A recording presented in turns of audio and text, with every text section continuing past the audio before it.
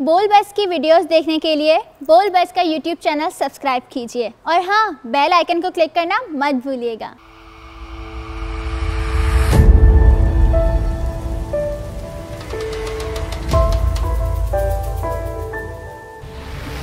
Hello everyone and welcome to another exciting show from बोल entertainment, जिसका नाम है बोल का पाकिस्तान। मैं हूँ आपकी होस्ट और दोस्त रविका खान।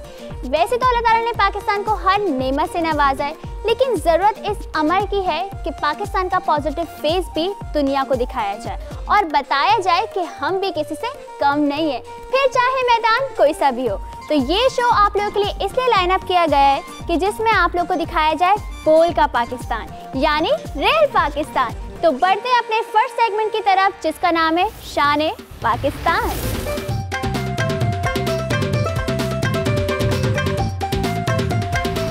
इस सेगमेंट में हम आपको दिखाएंगे वो तमाम शख्सियात और करामात जो है हमारे पाकिस्तान की शान। सो आज का पहला टॉपिक क्या है?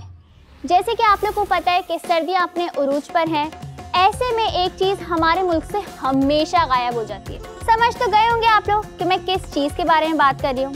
नहीं समझे भाई, मैं गैस के बारे में बात कर रही हूँ। लेकिन अब आपने घबराना नहीं है, क्योंकि हमारे पाकिस्तानी ग्रुप ने इजाद कर लिया है एक इको फ्रेंडली स्टोव। तो आइए चल के देखते हैं कि ये कैसे काम करता है।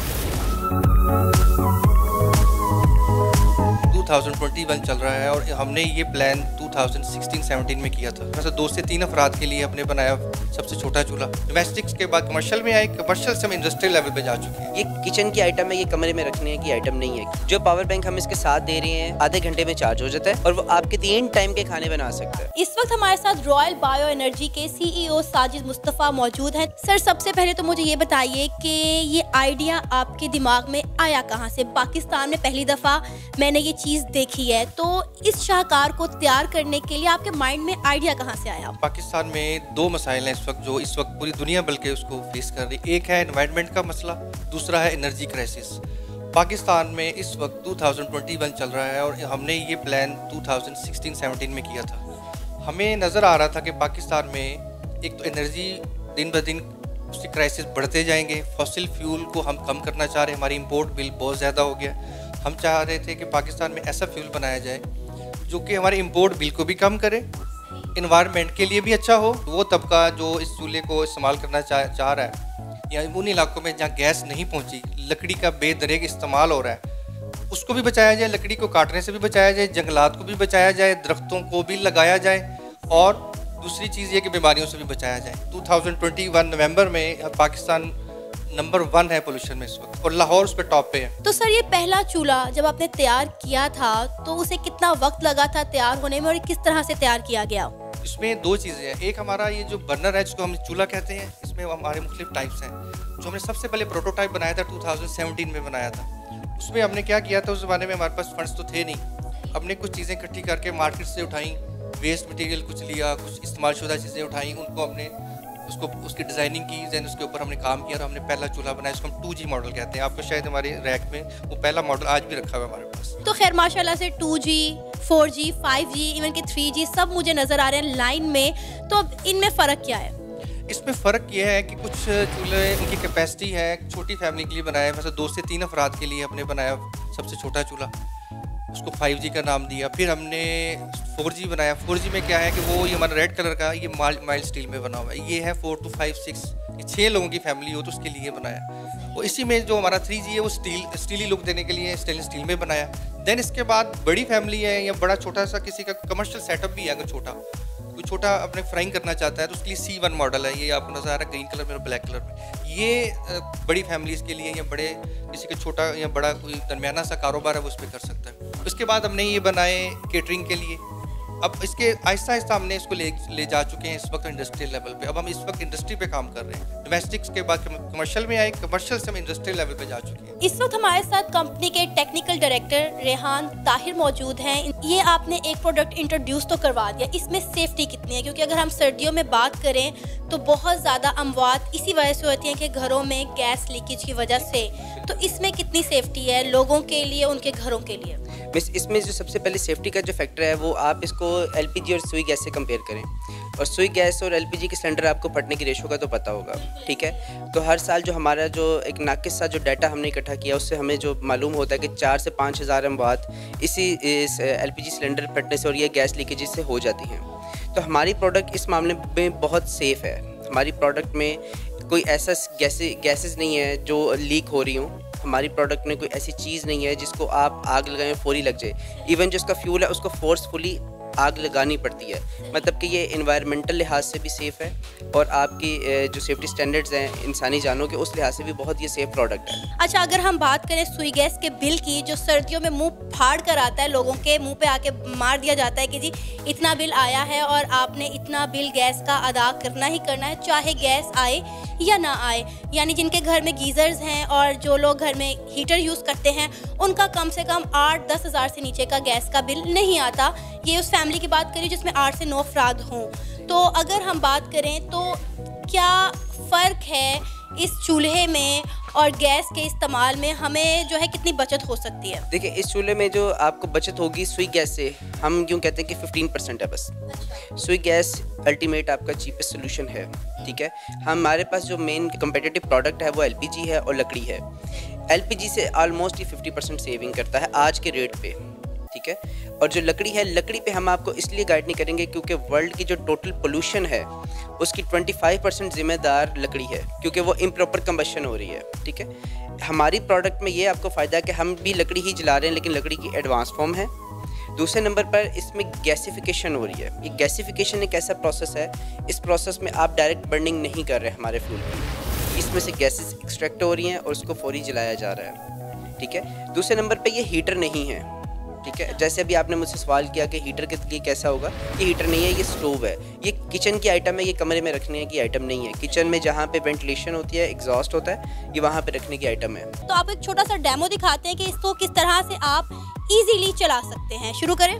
जी बिल्कुल जी, ये हमारी प्रोडक्ट है जी E3G। ये डोमेस्टिक लेवल का प्रोडक्ट है और ये 6 से 7 अफराद के खाने के बनाने के काबिल है। तो इसको स्टार्ट करने का जो तरीका है, इसमें फ्यूल पैलेट्स डाले जाते हैं इसके जार में, ठीक है। ये बर्निंग चैम्बर है। इसके बाद इसके ऊपर थोड़ा सा ये केरोसिन ऑयल स्प्रे किया जाता है, ठीक है।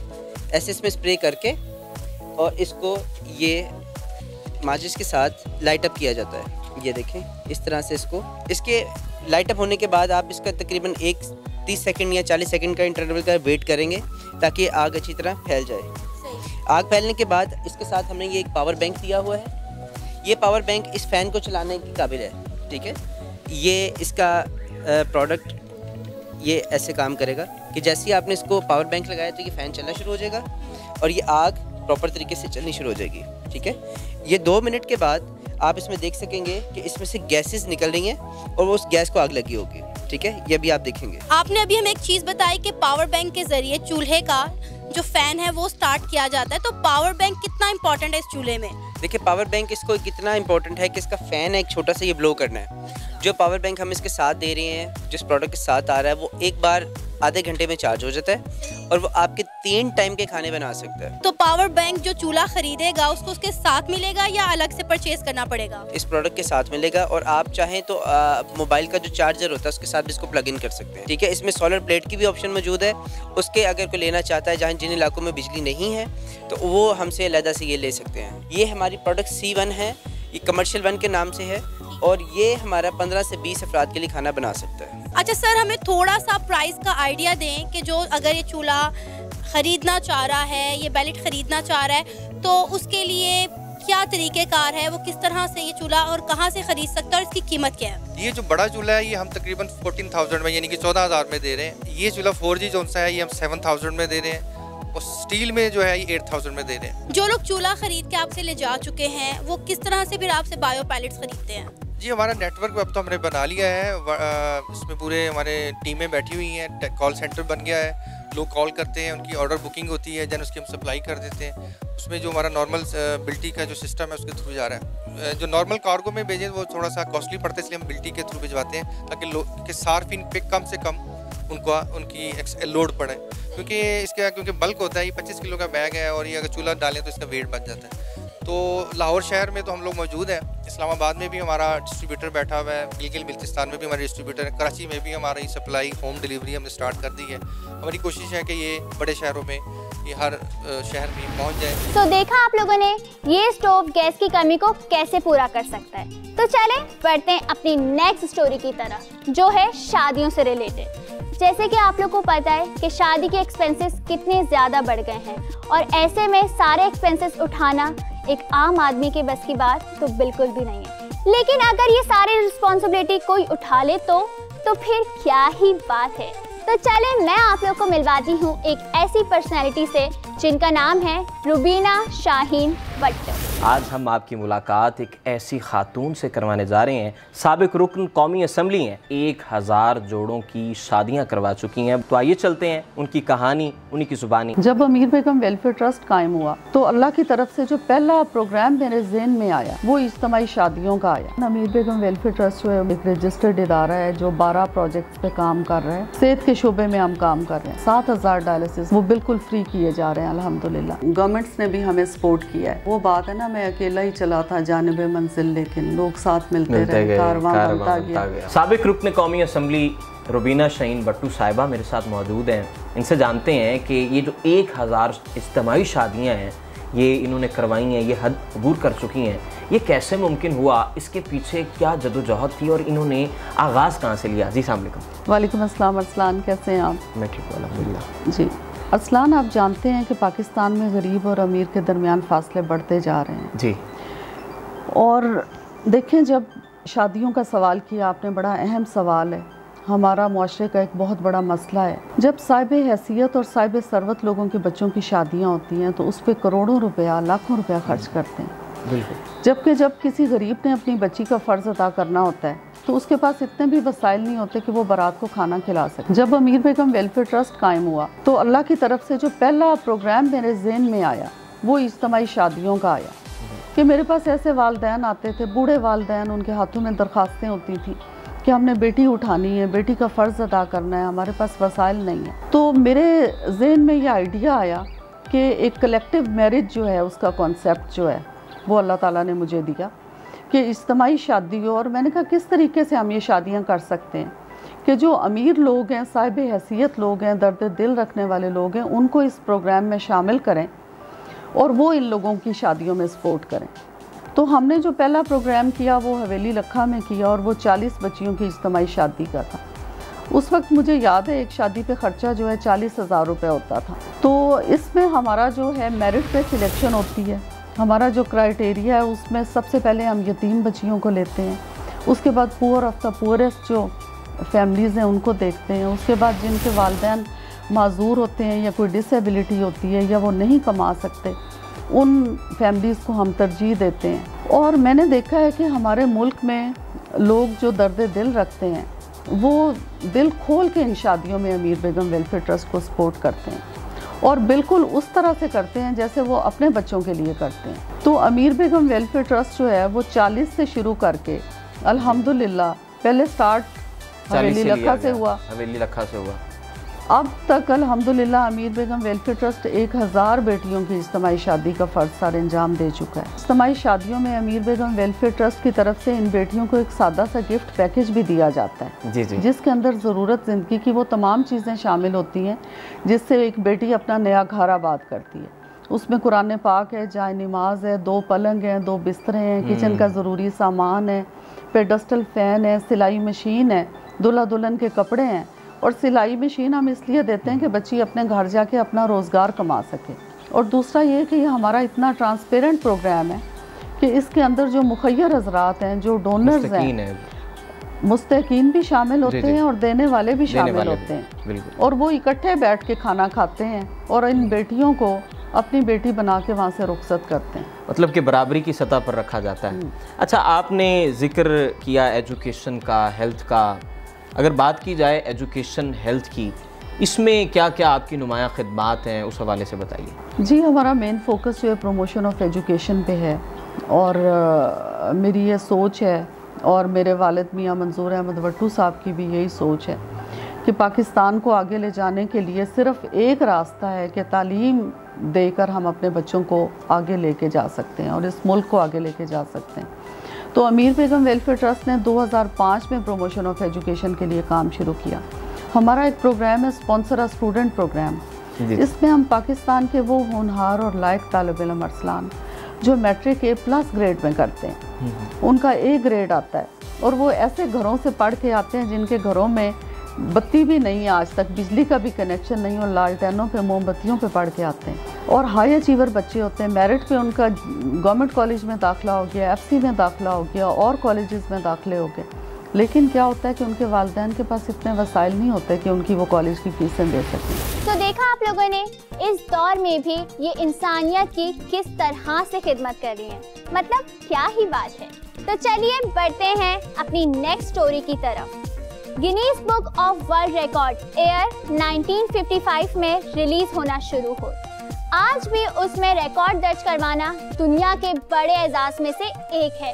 लेकिन अगर मैं ये कहूँ कि एक पाकिस्तानी है जिसने उसमें एक नहीं, दो नहीं, बल्कि चार रिकॉर्ड्स बनाए हैं, ये सुनने के बाद आप लोग को हैरानी होगी। तो चलिए मिलते हैं उस शान पाकिस्तान।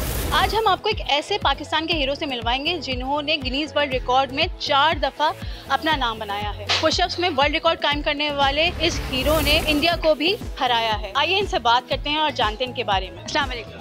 वालेकुम अस्सलाम। कैसे हैं ताज? जी अल्लाह का शुक्र, अल्हम्दुलिल्लाह। ताज, सबसे पहले अपने बारे में बताइए कि कहाँ से हैं आप, कहाँ से आपका ताल्लुक़ है और कैसे इस फील्ड में आए, मार्शल आर्ट्स की फील्ड में आए, तो उसके बाद फिर चाय का ढाबा खोला, किस तरह से ये सफ़र शुरू किया? मेरा ताल्लुक़ है क्वेटा से, बलूचिस्तान ज़िला पशीन से, और वालिद साहब के साथ जो है चाय का काम करता हुआ रहा हूँ। ये ख़ानदानी फील्ड है, तो घर के सबसे बड़े होने के और बहन भाइयों के सबसे बड़े होने की वजह से जिम्मेदारी है मुझ पर भी बहुत थी वालिद साहब के हेल्प करने में। तो इसके साथ साथ शौक़ भी था मेरा स्पोर्ट्स का बहुत ज़्यादा, बॉडी बिल्डिंग का भी था, कराटे का भी था। तो अल्लाह पाक ने जो है वो इसमें मुझे एक रास्ता बना के दिया और इस पर मैंने मेहनत की है। सर की मेहनत है और माँ बाप की दुआएं, अल्लाह पाक की मेहरबानी है मुझ पर। ये सफ़र कैसे स्टार्ट हुआ? मार्शल आर्ट्स की तरफ आप जा रहे थे, चैम्पियन बन रहे थे, वर्ल्ड रिकॉर्ड्स आपने कायम किए, तो फिर ये चाय खाना कैसे? माशाल्लाह अल्लाह पाक ने इसमें जो है, जब मैंने कराटे ज्वाइन किया, कराटे ज्वाइन के बाद जो है वो प्रैक्टिस करते करते अल्लाह पाक ने इस मकाम तक पहुंचाया। 4-5 साल तक घर वालों को नहीं पता था जो इंडिया का रिकॉर्ड था वेट ऑफ दिस सैंडविच का। मुझे इस बारे में इल्म नहीं था कि मार्शल आर्ट्स के अंदर जो है वो कीलों के ऊपर या ब्रेकिंग होता है, उसके पहाड़ी पत्थर के या बेसबॉल बैट जो है वो तोड़े जाते हैं, लकड़ी वगैरह की ब्रेकिंग जो होती हैं, बारे में मुझे नहीं इल्म था। तो सर ने मुझे बताया कि मार्शल आर्ट्स के अंदर जो है इस तरह डेमो भी दिया जाता है। तो उसके लिए छोटे छोटे परफॉर्मेंस डिस्ट्रिक्ट लेवल और ज़िलाई सतह के ऊपर जो प्रोग्राम होते थे कराची के अंदर, के अंदर वो परफॉर्मेंस देते थे। ज़िलाई सतह पर भी आपने मेडल्स वगैरह जीते हैं? जी जी, ये मेडल्स और ट्रॉफी जो हैं ये ज़िलाई सतह के हैं, ये सिंध लेवल के हैं। तो उसके साथ साथ जो बेट ऑफ नीज का बताया आपको, तो उस पर हमने ज़रा फोकस किया। सबसे मेन मैं था, मेरे साथ टीम के जो हिस्सा थे 6 लोग थे, उसके ऊपर हमने फोकस किया। इंडिया का एक रिकॉर्ड था, उन्होंने बनाया लोहे के किलों पे, जो कच्चे दीवार वगैरह शटरिंग में यूज़ होती है 5 इंच की, और हमने वो रिकॉर्ड जो है उनका ब्रेक किया स्टील के किलो से। क्या फ़र्क है दोनों? लोहे के कील और स्टील के कील में बहुत फ़र्क है। अगर आप सिंपल कील हाथ में लेके रखोगे तो भी सबसे ज़्यादा जो है वो स्टील वाला चुभता है, ठीक है। उस पर हमने मेहनत किया, तो हमें ऑफ़र, मतलब सर ने फिर उसको काफ़ी मेहनत कराने के बाद जो है पंजाब यूथ फेस्टिवल हुआ था 2014 में, तो वो रिकॉर्ड बनाने हम वहाँ गए थे, पंजाब यूथ फेस्टिवल। वहाँ पे हमारे उस्ताद हैं, उन्होंने कोकोंडर्स नाजिर सर पे ब्रेक किए हैं, और एक स्ट्रेचिंग का एक रिकॉर्ड था। 4-5 रिकॉर्ड थे माशाल्लाह। Pakistan academy of martial art, जहाँ मैं ट्रेनिंग के लिए जाता हूँ, उन्होंने जो है हमारी टीम ने पूरी ने माशाल्लाह से उस वक्त 5 रिकॉर्ड बनाए हैं। और अगर हमें कहीं से रास्ते मिलते स्पॉन्सर वगैरह या किसी गवर्नमेंट लेवल पे या नीचे जो प्राइवेट इदारे हैं, अगर वो सपोर्ट करते या हमें स्टेप देते आगे बढ़ने के लिए, तो हो सकता है हमें फिर यहाँ पे चाय बेचने की ज़रूरत ना पड़ता। तो आप लोगों ने इंडिया का रिकॉर्ड तोड़ा, इतने बड़े बड़े रिकॉर्ड्स कायम किए, तब भी किसी हुकूमती इदारे ने या हुकूमत की तरफ से आप लोगों को कोई सपोर्ट नहीं मिली, कोई नहीं आया? पंजाब गवर्नमेंट ने उस वक्त मेरी पर्सनल पढ़ाई के लिए, ख़र्चे के लिए, पूरी टीम को सपोर्ट करने के लिए उसी वक्त उन्होंने ऐलान किया है, लेकिन वो ऐलान उसी कैमरे के हद तक था। हुकूमती बयान तो हमारे हमेशा दावे जो हैं वो कैमरे की हद तक ही रहे, और ये हमारा अलमिया है कि हमारे यहाँ हीरोज़ को आगे नहीं बढ़ाया जाता। ये देखने के बाद तो आप लोग को भी हैरानी हो रही होगी, मतलब कि चाय वाले के 4 वर्ल्ड रिकॉर्ड खैर चाय वाले तो फिर प्राइम मिनिस्टर भी बन जाते हैं। तो मैं बढ़ती हूँ एक छोटे से ब्रेक की तरफ। बस यूं गई और यूं आई। कीप वॉचिंग पोल का पाकिस्तान।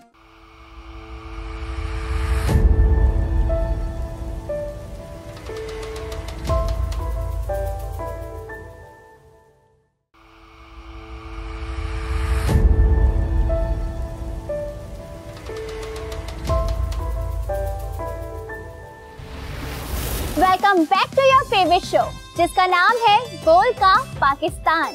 तो चलिए बढ़ते हैं अपने सेकंड सेगमेंट की तरफ जिसका नाम है अनोखा पाकिस्तान।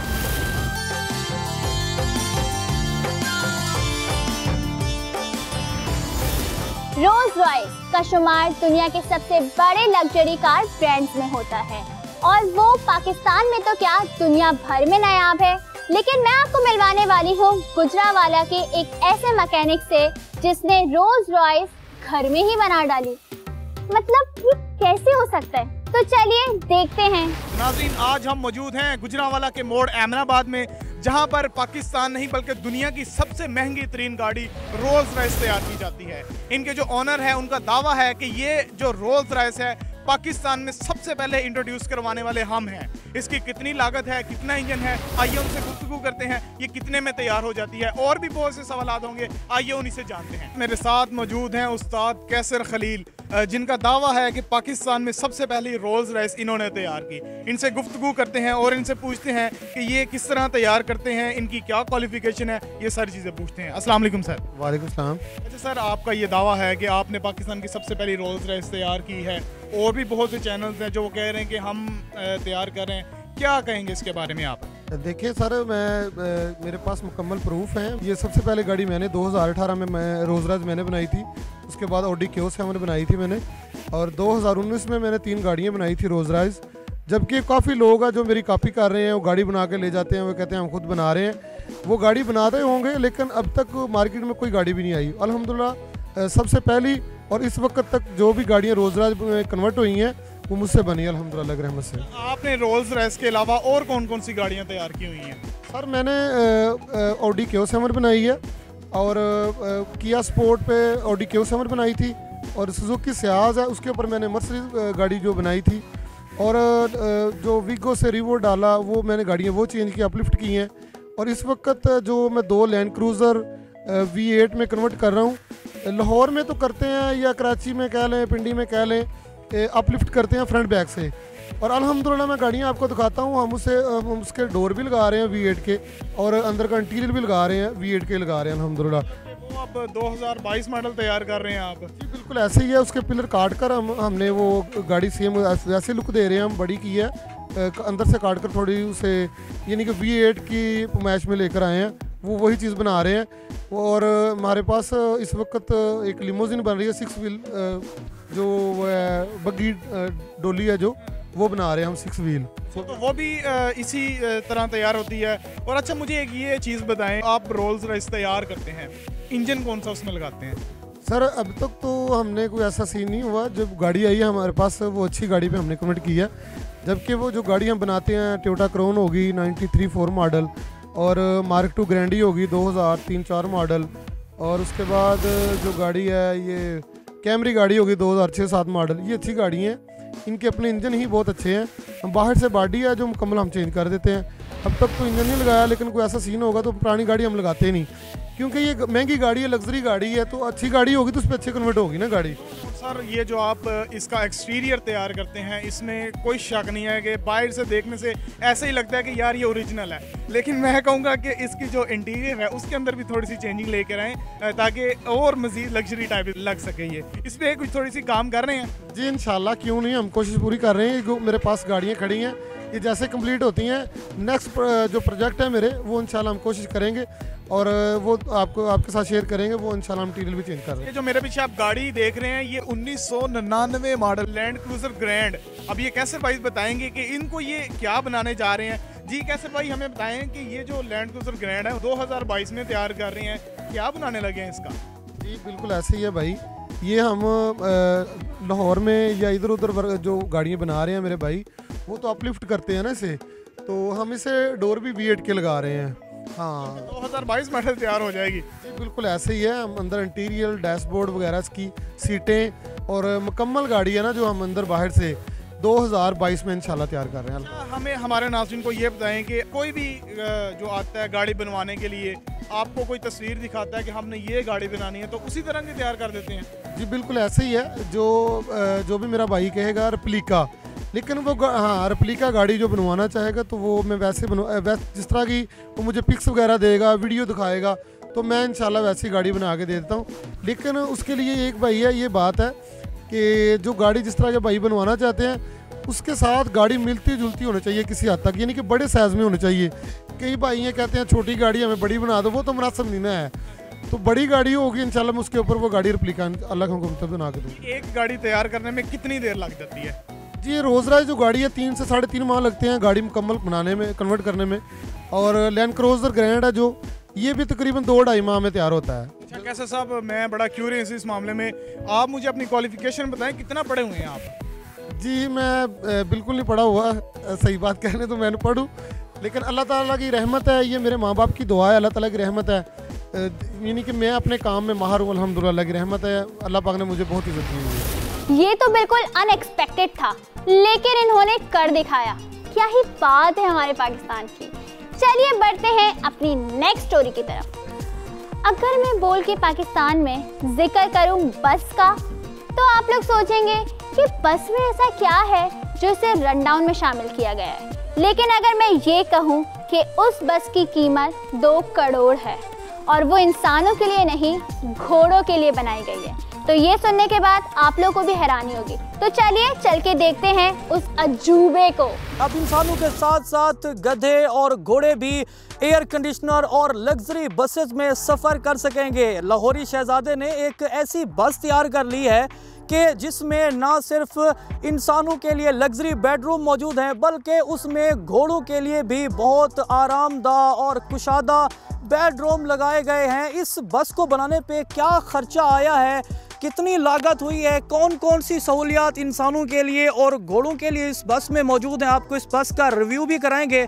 मेरे साथ इस वक्त लाहौरी शहजादा यूनिस खान मौजूद हैं, जो कि ज़ैकी फार्म के ब्रांड एम्बेसडर हैं। यूनिस साहब क्या हाल है आपके? अल्लाह का शुक्र है, मैं ब्रांड मैनेजर हूँ ज़ैकी फार्म्स पोलो क्लब का। आपने अभी बताया कि हम बसेस में हॉर्सेस को लेके जाते हैं, वो रीज़न ये है कि चूँकि हम पोलो क्लब हैं, हमारा हॉर्सेस से ताल्लुक़ है, तो इसलिए हमने डिफरेंट क्लब्स में अपने हॉर्सेस को मुकाबलों के लिए लेके जाना होता है, तो इसलिए एक हमने ऐसी बस बनाई है जिसमें हम हॉर्सेस के साथ ट्रैवल कर सकें। ये आइडिया कैसे आया? ये बहुत मुख्तलिफ और मुनफरिद आइडिया है कि अब जो गधे और घोड़े हैं उनके एहतराम का भी पूरा ख्याल रख रहे हैं आप। जी, जानवरों का तो आपको पता है, ह्यूमन राइट्स और एनिमल राइट्स आजकल बहुत ज़ोरों शोर से तकरीबन बराबर ही हैं। तो हमने गधे तो नहीं, बट सिर्फ हमारे पास अभी घोड़े ही हैं और हम पोलो खेलते हैं एक कन्वीनियंस के लिए। एक्चुअली एक मोटर होम का हमारा इसलिए आइडिया था कि जब लॉन्ग डिस्टेंस ट्रिप्स पे जाएं, लंबे ट्रिप्स पे जाएं, तो आप अगर एक नॉर्मल ट्रांसपोर्ट में जाते हैं तो आप थक कर पहुंचते हैं। आप जब पहुंचते हैं वहाँ पे तो 12 घंटे 18 घंटे आपने सफ़र किया होता है, तो आप वो इन्जॉय नहीं करते। आपका टाइम दोबारा रेस्ट करने में गुजर जाता है। इसमें ये होता है कि आप रेस्ट करके पहुंचते हैं और साथ चूँकि आपके अपने घोड़े, आप किसी नए इलाके में जाएं तो वहाँ के उनके घोड़े होते हैं, तो आप अपने घोड़ों से ज़्यादा मानूस होते हैं और इनको हैंडल करना इजी होता है एज़ कम्पेयर टू किसी और घोड़े को। तो हम साथ फिर अपने घोड़े भी लेकर जाते हैं। हमारे पास यहाँ कयाक्स हैं जिनको बोट्स भी कहते हैं, तो वो भी साथ लेके जाना हमारे लिए बहुत कन्वीनियंट है क्योंकि इसमें काफ़ी स्पेस है। पोलो खेलते हैं, पाकिस्तानी परचम को बुलंद किए हुए हैं। अब तक आपके इस ज़ैकी पोलो क्लब ने कितने मेडल्स, कितने ऐसे ट्रॉफीज़ जीते हैं? तकरीबन हमने 8 से 10 जो हैं कप्स जीते हैं। अभी रिसेंटली हमने नून पोलो कप के नाम से एक बहुत बड़ा कप था लाहौर पोलो क्लब में, वो जीता है।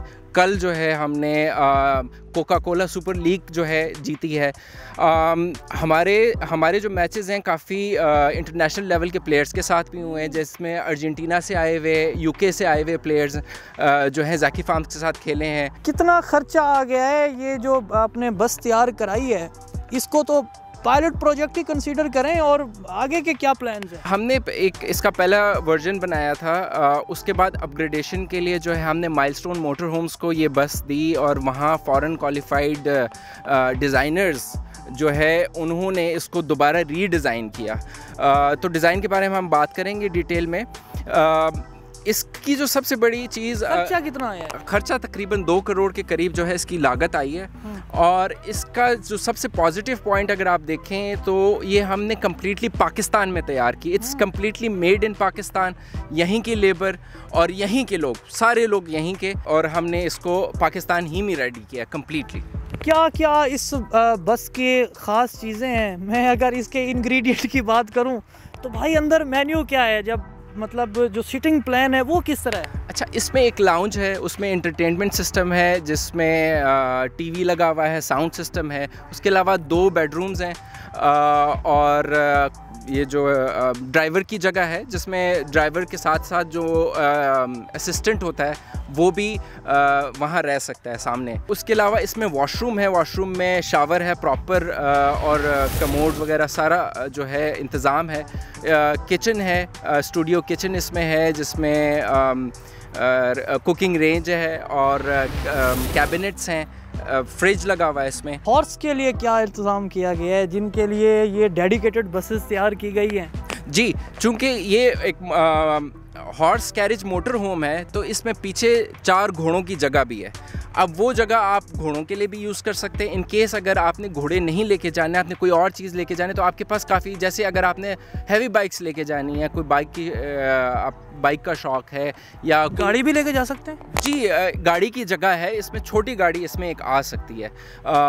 लेकिन जनरली जो बनाया गया पर्पज़ इसका हॉर्सेस के लिए है और कैरेज के लिए। जनरली आप इसमें कयाक्स लेके जा सकते हैं या और आपने अगर कहीं लंबा ट्रिप करना है उसके हिसाब से जो भी आपने फैसिलिटीज़ साथ लेकर जानी है, टेंट्स वगैरह सब कुछ। आप अब तक इस बस को इस्तेमाल करते हुए अपने हॉर्सेस को किन किन मुकामात की सैर करवा चुके हैं? अभी तक चतराल गई है ये बस, उसके बाद औरमारा है बलूचिस्तान में, एक बहुत बलूचिस्तान। जी, बलूचिस्तान बहुत खूबसूरत जगह है।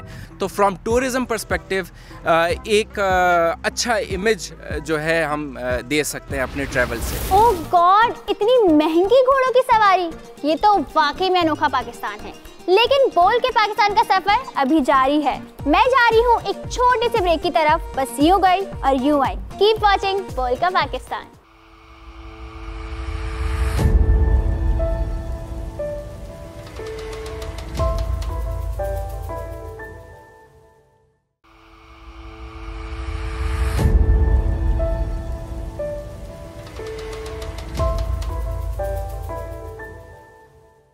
वेलकम टू बोल का पाकिस्तान। तो चलिए बढ़ते हैं अपने थर्ड सेगमेंट की तरफ। लेकिन ये जो थर्ड सेगमेंट है ना, इसका नाम सुनते ही आप लोगों के मुंह में पानी आ जाएगा और मुझे तो अभी से भूख लगना शुरू हो गई है, क्योंकि इसका नाम है जायकाए पाकिस्तान।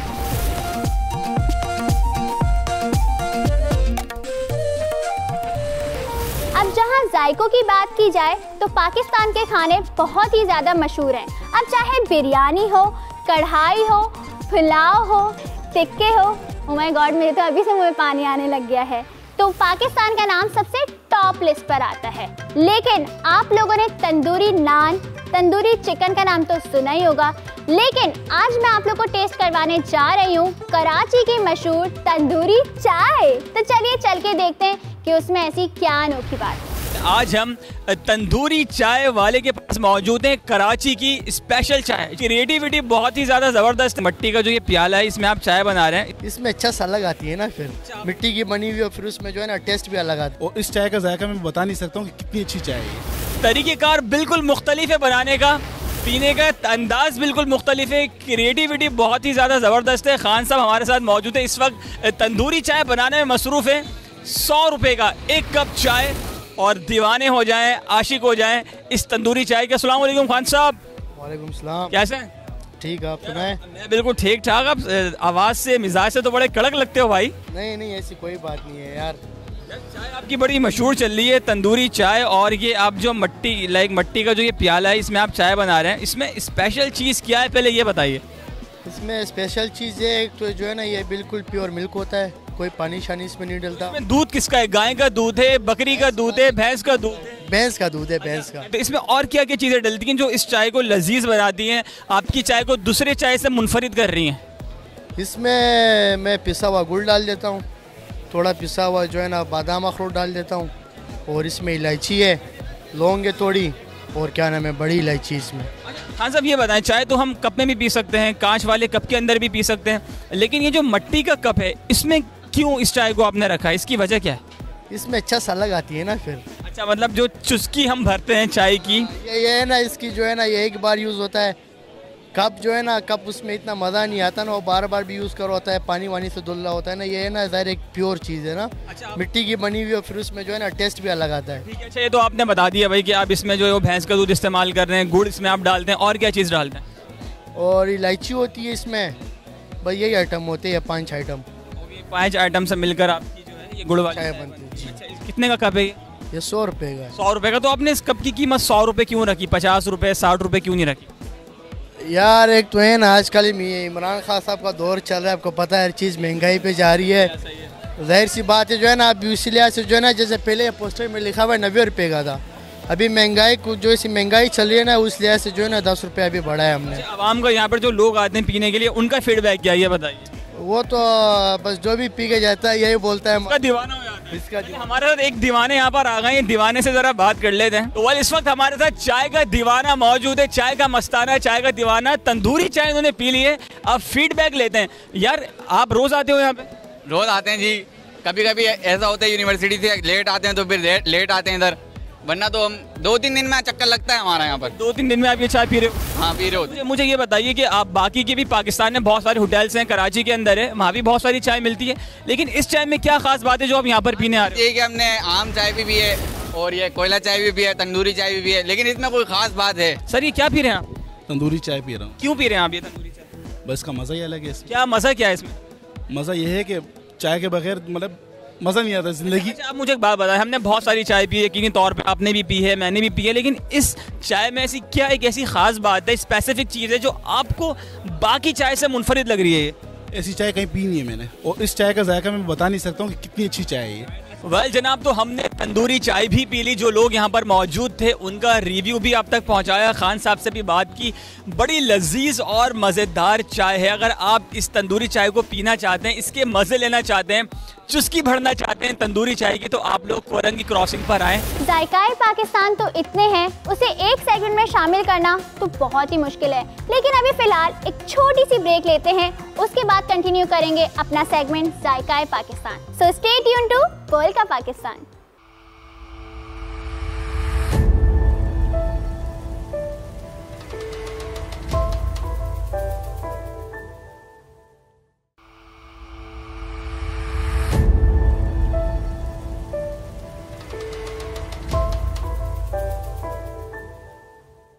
वेलकम टू पोल का पाकिस्तान, और आप लोग देख रहे थे सेगमेंट जायकाए पाकिस्तान। अब जहां पाकिस्तानी खानों की बात की जाए तो वहां लाहौर का जिक्र ना हो तो ऐसा तो हो ही नहीं सकता। जी हाँ, मैं बात कर रही हूँ निहार मुँह खाने वाली तरी यानी निहारी। तो चलिए मैं आपको टेस्ट करवाती हूँ लाहौर की मशहूर निहारी। तो आज हम मौजूद हैं वारिस निहारी पर, पैसा अखबार में ये मौजूद है, और यहाँ के बारे में कहा जाता है कि 1960 से लेकर 2021 तक बच्चा बच्चा जानता है कि आखिरकार वारिस निहारी है कौन सी। खास तौर पे बाहर के ममालिक से जो लोग आते हैं वो वारिस निहारी को ढूंढते ढूंढते पैसा अखबार तक पहुँच जाते हैं। और यहाँ की खास बात यह है कि देसी घी में तड़का लगाया जाता है, और उसके अलावा जो इसकी स्पेशल निहारी है उसमें मगज़, नली और बहुत सी चीज़ें डालकर दी जाती हैं जो कि लोग बहुत इंजॉय करते हैं। यहाँ की प्राइसेस क्या हैं, क्या क्या डाला जाता है, क्योंकि ख़ास मसाला जात हैं जो सदियों से चलते आ रहे हैं और वही इसमें डालते हैं। किस तरह बनाई जाती है, कितना देर ये रहती है, और कस्टमर रिव्यूज़ भी लेंगे।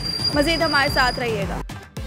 इस वक्त हमारे साथ मौजूद है वारिस निहारी के ऑनर जो कि इकबाल पयाम साहब, शायरी भी करते हैं और साथ साथ निहारी भी बनाते हैं। इनसे जानते हैं आखिरकार क्या खास बात है। अस्सलाम वालेकुम। वालेकुम अस्सलाम। कैसे हैं सर आप? अल्हम्दुलिल्लाह, शुक्र अल्लाह का। सर बच्चा बच्चा जानता है वारिस निहारी के बारे में, आखिर क्या ऐसी खास बात है जो आपकी निहारी में मिलती है और बाकी चीज़ जगहों पे नहीं मिलती? बस मैं तो सबसे पहले ये कहूँगा कि अल्लाह ताला का ख़ास करम है, बाकी मिसालें भी वही होते हैं, तो सब चीज़ें वही होती हैं। बस ये कि कोई भी काम है जो अगर नेक नियत इसी के साथ किया जाए और उसे इबादत समझ के किया जाए तो अल्लाह ताला उसमें बरकत अता फरमाता है। मगर उसके अलावा जो हमारे बड़े भाई हैं वारिस इकबाल साहब, तो वो अपनी कस्टडी में मिसालें तैयार करवाते हैं और गोश्त परचेज़ करते हैं। और तकरीबन मैं चाहता हूँ कि वो अपनी कस्टडी में सारा माल तैयार करवाते हैं, तो इसलिए अल्लाह ताला इसमें बरकत डालता है। इसलिए पूरी दुनिया में वारिस निहारी का नाम है और एक पहचान है। तो नाम और पहचान जब भी बनता है जब उसके अंदर लज्जत हो, तो लज्जत की दुनिया में तो मैं तो ये कहूँगा वारिस निहारी नंबर 1 निहारी है। सर इसमें कोई मसाला जात बताएंगे, कौन से मखसूस मसाले डाले जाते हैं जिससे ये तैयार की जाती है? तो मिसाले तो कोई 20-22 हैं, जिसमें जायफल है, जिलवतरी है, लौंग है, इलायची है। उसके अलावा तो मैंने पहले ही कहा ना कि एक मेहनत और दयानतदारी से जो भी काम किया जाए अल्लाह ताला उसके अंदर ना बरकत अता फरमाता है। तो इसलिए हमारी निहारी का म्यार इसलिए है कि जो भी चीज़ है ना, जो मटेरियल है, उसके अंदर कोई कंप्रोमाइज़ नहीं है। आला मिसाला जात होता है जिसकी खुशबू यानी दूर तक रहती है और लोग इंजॉय करते हैं। और उसके अलावा जो गोश्त है, गोश्त में कोई कंप्रोमाइज़ नहीं करते।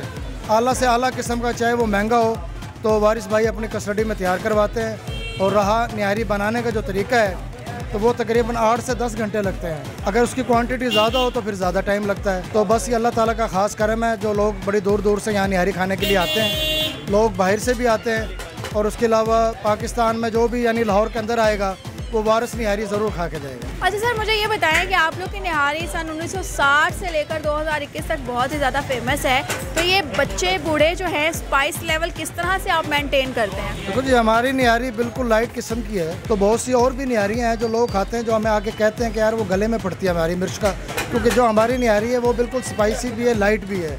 और हमारे पास यानी 4 वैरायटियाँ, सादा निहारी है, मगज़ निहारी है और नली वाली निहारी है।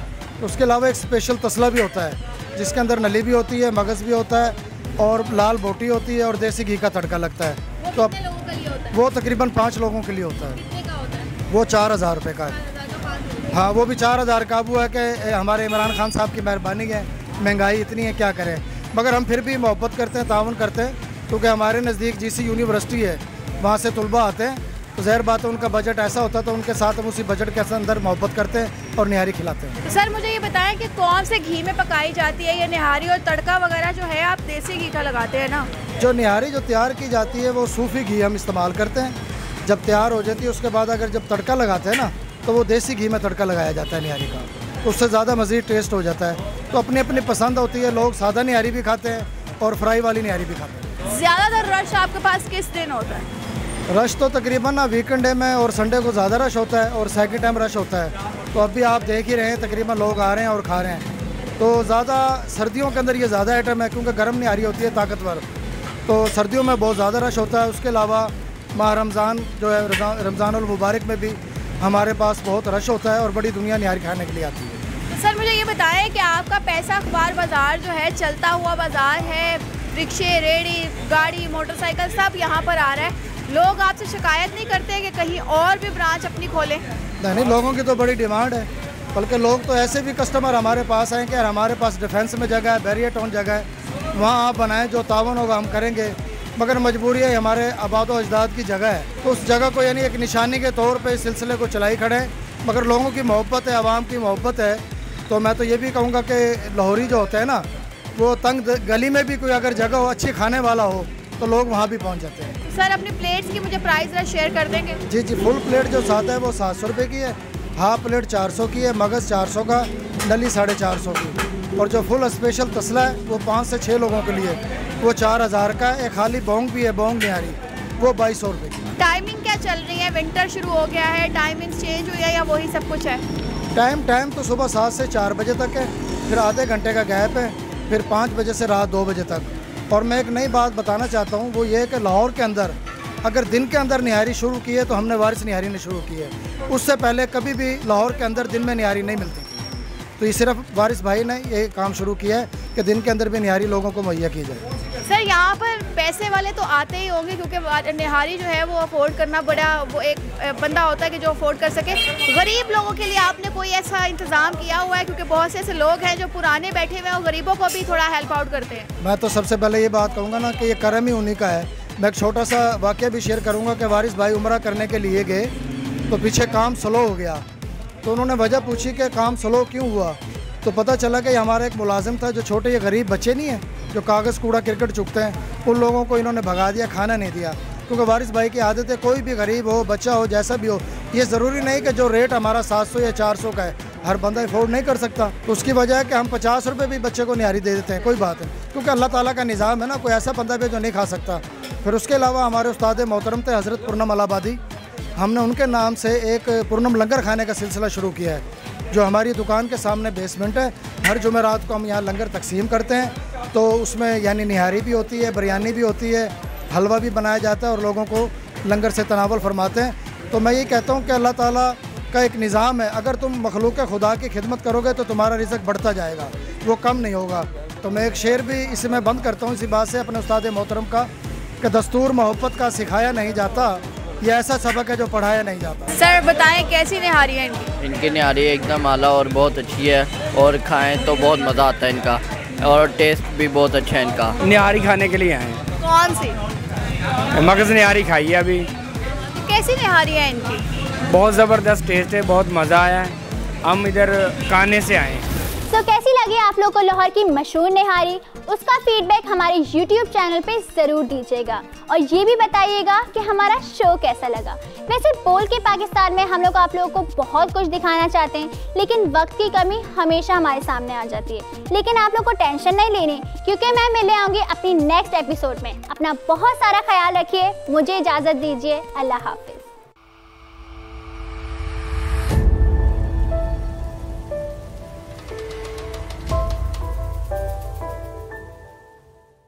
बोल बस की वीडियोस देखने के लिए बोल बस का YouTube चैनल सब्सक्राइब कीजिए, और हाँ, बेल आइकन को क्लिक करना मत भूलिएगा।